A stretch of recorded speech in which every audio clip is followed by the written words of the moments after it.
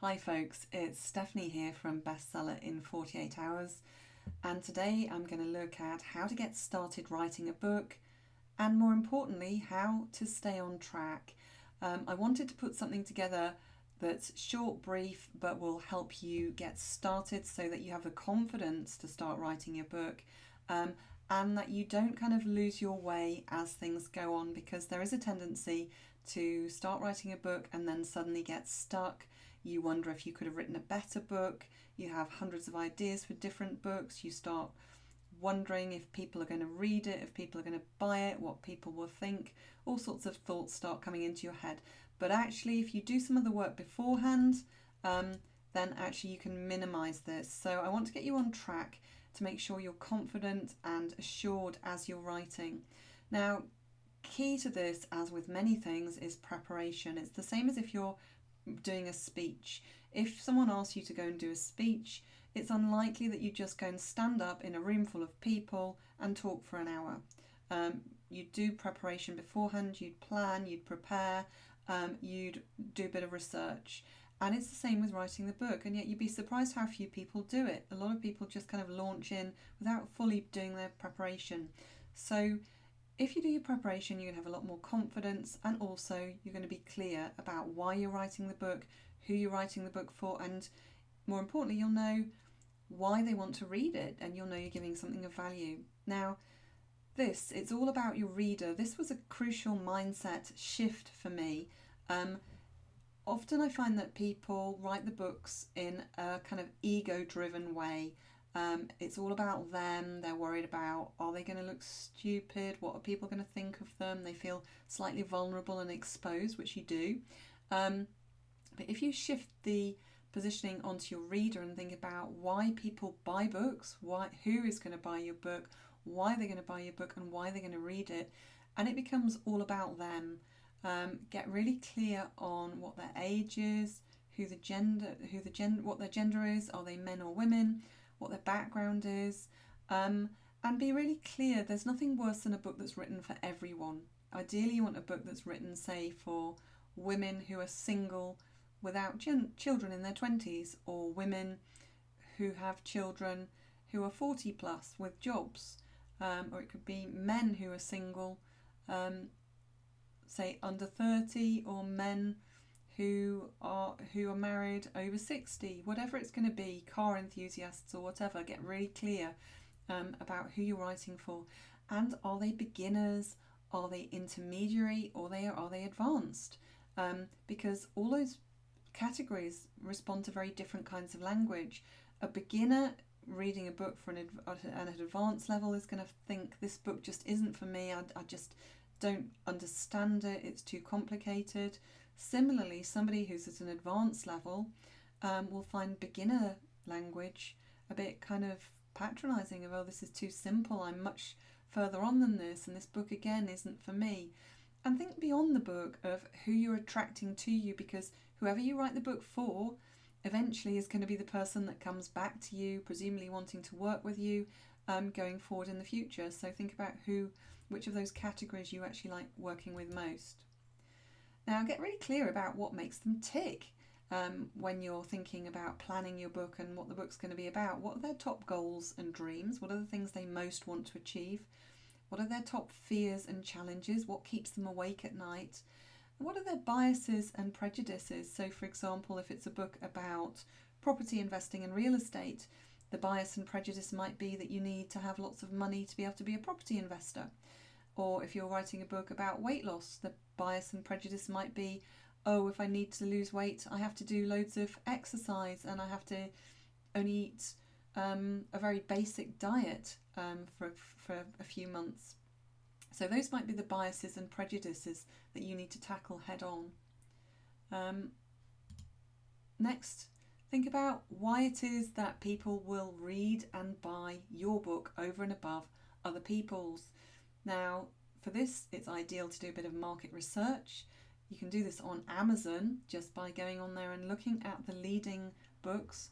One of the mistakes that authors often make is by thinking that if somebody else has written about a topic, then it's already been done and there's no point writing your book. In fact, what it often means is that there is a demand for that type of book. People are wanting to know more about that particular topic and different angles and aspects of that topic. So it's actually a proven market. So look at your competitors' books, look at the reviews of them and see what people have said, both good things and bad things. You can learn an awful lot from book reviews, particularly where people are complaining about things they don't like about a book, because you can get ideas for what you can fill in and what the missing gaps are in the market. Think about why you're special and different or different. This is often your unique selling point, why you got into your particular topic in the first place, why you're writing your book, what happened to you in your personal journey that led you to where you are today, if it's relevant to your book. And if you're thinking about a kind of unique spin that makes you media friendly, think about, is there a metaphor that sums up what you're trying to get across? So the most obvious one, of course, is men are from Mars, women are from Venus. Another one might be Eat That Frog by Brian Tracy, where he talks about eating your frog before breakfast, doing the job you least want to do first. So rather than just writing a book about, say, business tips, he came up with this metaphor for eating your frog before breakfast. So Eat That Frog is his title. And think about, is there a big promise you can make for your book? Jason Vale, Juice Master, his book was £7 in 7 days. It's a big promise that helps you lose £7 in 7 days. So think, is there a big promise you can make with your book that people will achieve by reading it? Set yourself up for success by making yourself accountable. Tell your friends and family you're writing a book. Put something on social media or Facebook, and so people will say to you, how's your book coming along? When's it being launched? And can I buy it? And that will keep you on track. Really important here, block out the time in your diary. It's very easy for things to come along. People want to go out to take you out in the evenings. You have a social life. Your kids might need ferrying to clubs. Work might get in the way. If you don't block out the time in your diary, you'll find that other things start to take priority, and before you know it, writing a book becomes a hobby rather than something that's important to you. Good working environment. Everyone has a different way of working. Some people work best at night, others in the morning. Some people work better curled up on the sofa. Others prefer to be in a kind of noisy, bustling environment, say like a cafe or a restaurant. Others prefer to be sitting at their desk while they're working. So think about which one works best for you of those environments. And switch off your phone, switch off your social media. Put a note on your door saying, please come back later, I'm at work at the moment. But just make sure that you don't have interruptions, because when you write, you're kind of submerging yourself in a kind of meditative way into a creative thought process. And what you'll find is, as you're writing, if you have an interruption, it will probably take you a good 5 to 10 minutes to get back into that mindset of where you were creatively before, to get kind of submerge yourself back into your book. So cut out distractions and get yourself really ready to write. Something else that might help you, particularly if you have a vision board, is to get a book cover done. This is the book cover I got done for Millionaire Author before I actually wrote the book. Go on Fiverr.com. Yeah, it costs $5. I haven't missed off a zero on here. It costs $5 only to get a book cover done. You don't have to stick with it. It doesn't have to be the one you use forever, but it's just something that makes you realise that this lovely seed of an idea eventually is going to become real, and you will have this book in your hand. You can get high quality photos that you can use off big stock photos or iStock photos. You don't have to pay for them initially. You can use them still with the watermarks until you're happy 100% that this is the book cover you want to use. So I wanted to keep this video short and sweet because I know time is precious for everyone.